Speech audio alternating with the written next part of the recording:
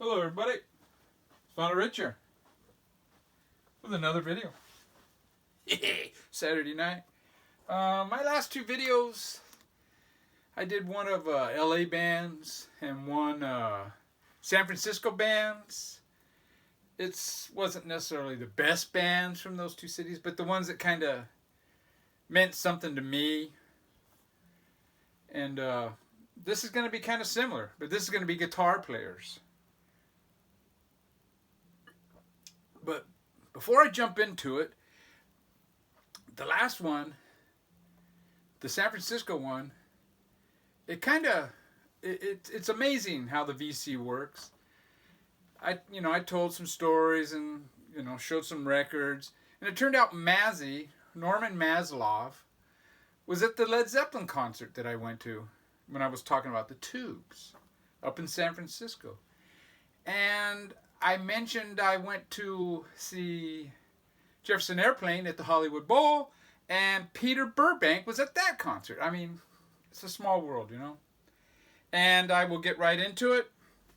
Oh, and Jeffrey Howes, he told a story about Frosty, the drummer for Lee Michaels, who was also at that Led Zeppelin concert, how he used to come into the record store he worked at. So, it's just so cool, all this sharing, Okay. Gaz Riley, I'm going to get right into it. Now, I got 17 guitar players. There's more, but, whatever. But the one that really, really influenced me a lot was Betty Shagg. The dual guitar threat. And just that rhythm. Fantastic.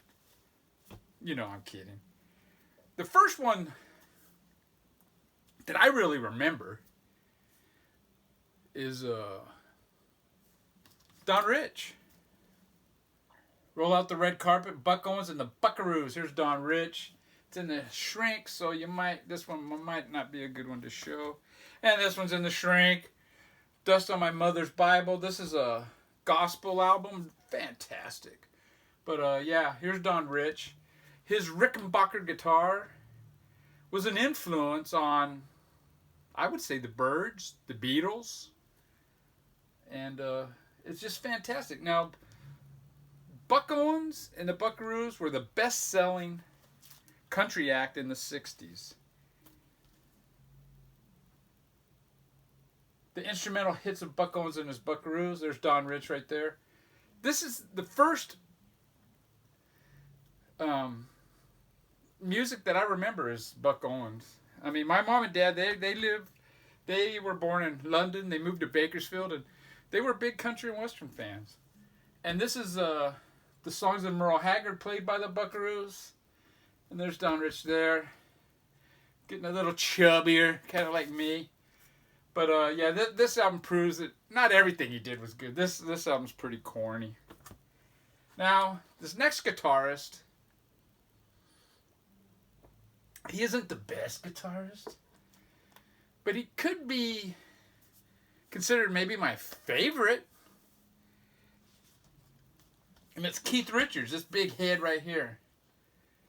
The first song that really gained my attention with him was Satisfaction off of this album. Just the riffs. This guy, it's not just, the noodling. Like Oddbox Topper, he did one of these, and he talked about Eddie Van Halen and how he was really impressed with his guitar playing. My list is a little different. I'm not really impressed with all the... I like the riffs. And Keith Richards, man, he could create some riffs. This is a fantastic album. One of the best psych albums ever made. If it wasn't for the two wanker songs at the end, it probably would be the best. This is Rolling Stones from the Vault at the Marquee Club live in 1971 with Mick Taylor, who was probably actually the best guitarist that the Rolling Stones ever had. A live album, still live. I saw the Stones on this tour. I mean, they were good in the 60s, 70s, and the 80s. Tattoo You, just some great riffs on here. Start Me Up. And probably their last I think, really good album is Steel Wheels. And I saw him on this tour also. Now, the next guitar player is a totally different vein. And it's Clarence White, this chap here. This is a band. This is a record I showed in my LA Bands video. This guy was a great picker, dude. I mean, he could pick. There he is here. Need to get some goo gone on this one. This is their last album, is The Birds. Besides that reunion one. This album, it kind of has an unfinished feel. It has some rockers on it. Has some clunkers, but overall, I think it's a good album. There's Clarence White right there. He had like a bit of a country influence. And this is the Best of the Birds Volume 2, or Greatest Hits Volume 2. And there's Clarence there at the end. This is not as good as the Greatest Hits Volume 1 by the Birds, but it's a good album. Now the next guitar player is his 60s work and maybe the early 70s is good. And after that, I think it's Eric Clapton. This is the Yardbirds For Your Love. I think that, I've heard that that's the last song that Eric Clapton, or that's the reason Eric Clapton left the Yardbirds, because it was a little too commercial for his taste. I think Eric Clapton's on a couple of the other songs on this, but it's Jeff Beck, I think, is the main guitarist on this album. And what's ironic about, this is too commercial, is what Eric Clapton turned into, The first Cream album, just a fantastic supergroup, power trio. Probably their best album, Disraeli Gears. And their third album, Wheels of Fire. There's quite a bit of guitar noodling on that one. Now my next guitarist, he's in a band that I showed in my favorite LA. That might be a common thing in this. But it's Frank Zappa. This is a fantastic album, Hot Rats. And the guitar on this is just fantastic. The song Hot Rats with Captain Beefheart singing is just fantastic. And the Gumbo variations, 13-minute song on side 2. Just some killer sax on that. But yeah, this is a great album. Another one by Frank Zappa, Waka Jawaka. Just some great guitar work. This is kind of a jazzy album. My only problem with this album is the way the album starts, Big Swifty. I mean, it just starts out with this, dun, dun, dun, dun, dun, dun, just right away, It's kind of, I don't know. The next guitar player, fantastic guitar player, and it's similar to Eric Clapton. I like his first 4 or 5 years. Then after that, he got a little predictable to me. And it's Johnny Winter. This is First Winter, I believe, is how or it's just self-titled, I guess. Fantastic album, dude. It's got some acoustic stuff, some electric stuff. And this is a really great album, too. Second Winter. It's really got a lot of different styles of stuff on here. And he does Highway 61 Revisited, the Bob Dylan song. Just a fantastic version of it. I mean, dare I say it's better than Bob Dylan's? It's great. A good live album of his live Johnny Winter and he had a studio album with Johnny Winter, and it was a black and white cover. And after that, I kind of lost interest in Johnny Winter. I mean, he's a great blues guitarist, but it just got too predictable for me. I like the blues, but I like a little twist, I've heard his first album before his Columbia stuff is really good, but I've never heard that.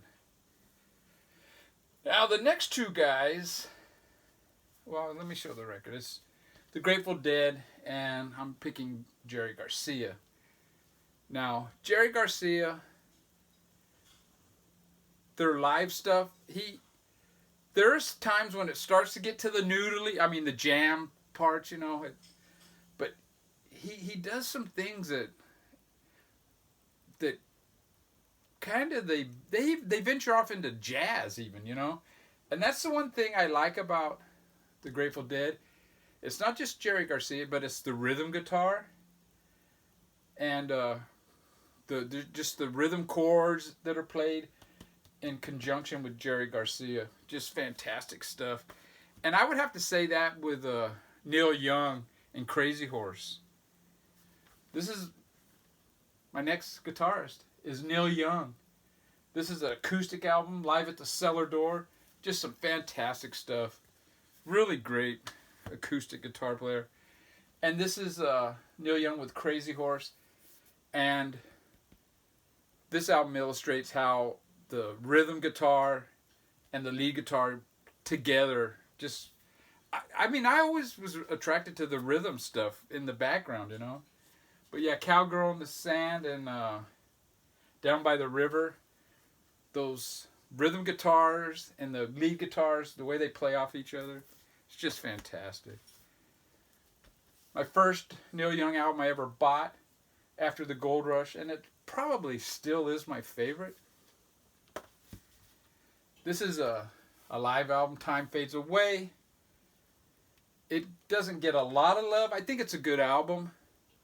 I actually saw Neil Young in the same year. I believe it was 73 in Bakersfield. The opening act was Linda Ronstadt, and I guess her backing band was basically the Eagles. I thought she was okay, but she wasn't really my style. I wish I could go back and listen to that shit now, because she's a fantastic vocalist. But Neil Young was just fantastic. He came out, did a couple of numbers, just him on acoustic guitar. Then another guy came out, and maybe 2 acoustic guitars. Then another guy came out, was doing the bass and 2 guitars. Then the drummer came out. It was like slowly, different members of the band came out one by one.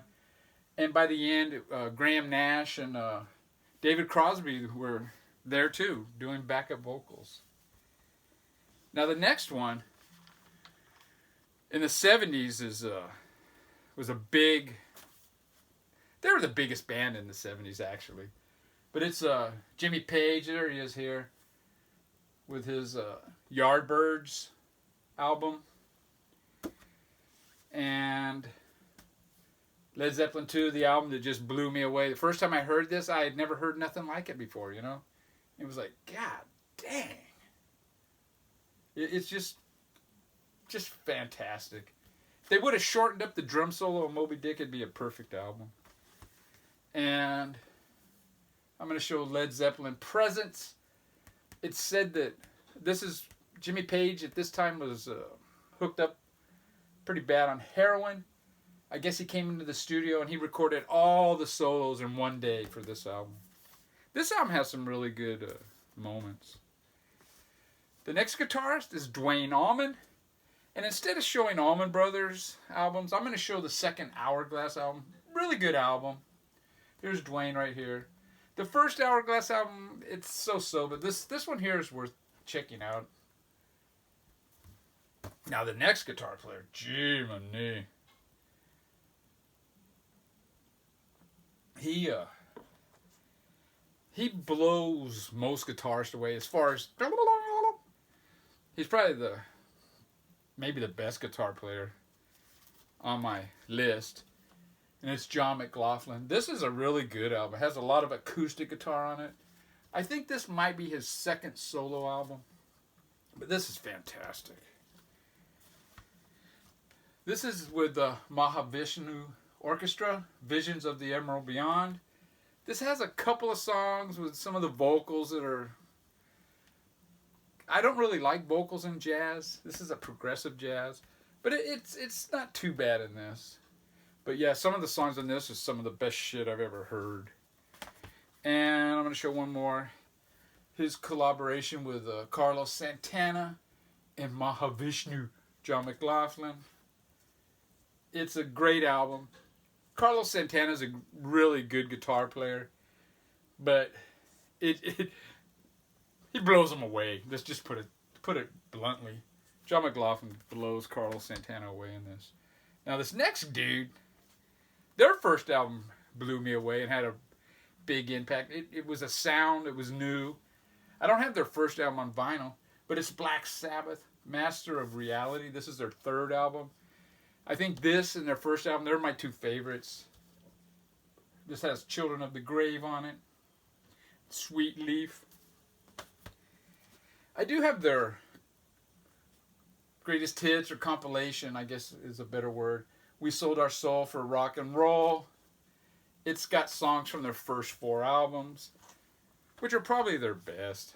Now the next guitar player, this is like the early 70s. Now we're jumping to the mid to late 70s.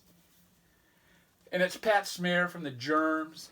This is recorded live at the Whiskey, June 1977.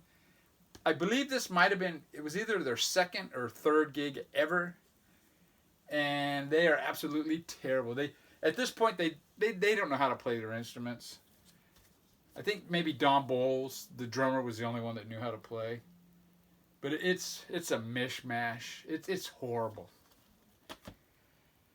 But by 1979, when this one came out, it was fantastic, dude.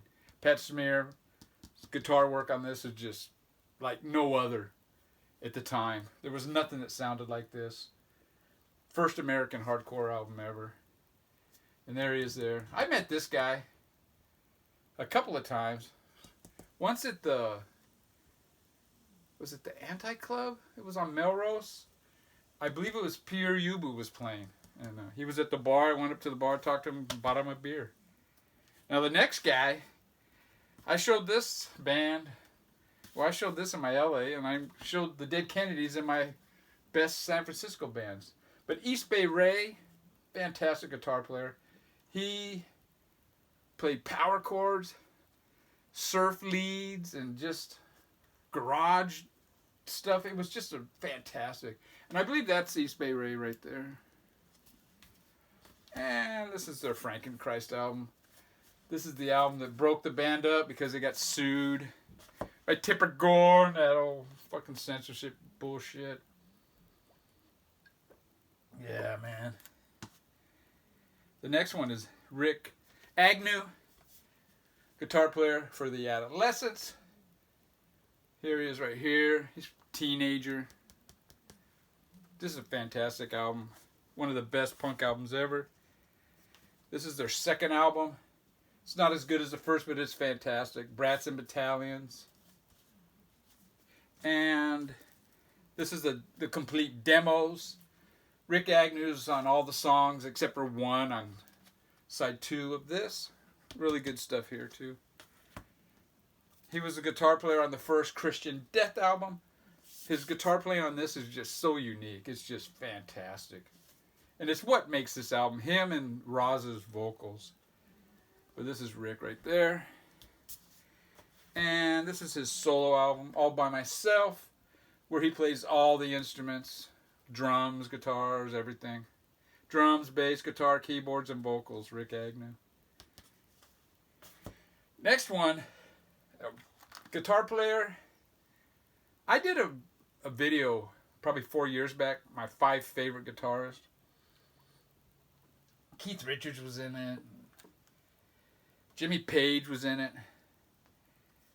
And from the 80s, I picked Steve Albini, the guitar player for Big Black. I think that's him right there. Looking down. You can't really see him. This is their first 2 EPs. I think the first EP was basically Steve Albini and a drum machine. It's just fantastic. All their stuff is good. And they got more intense as they went along.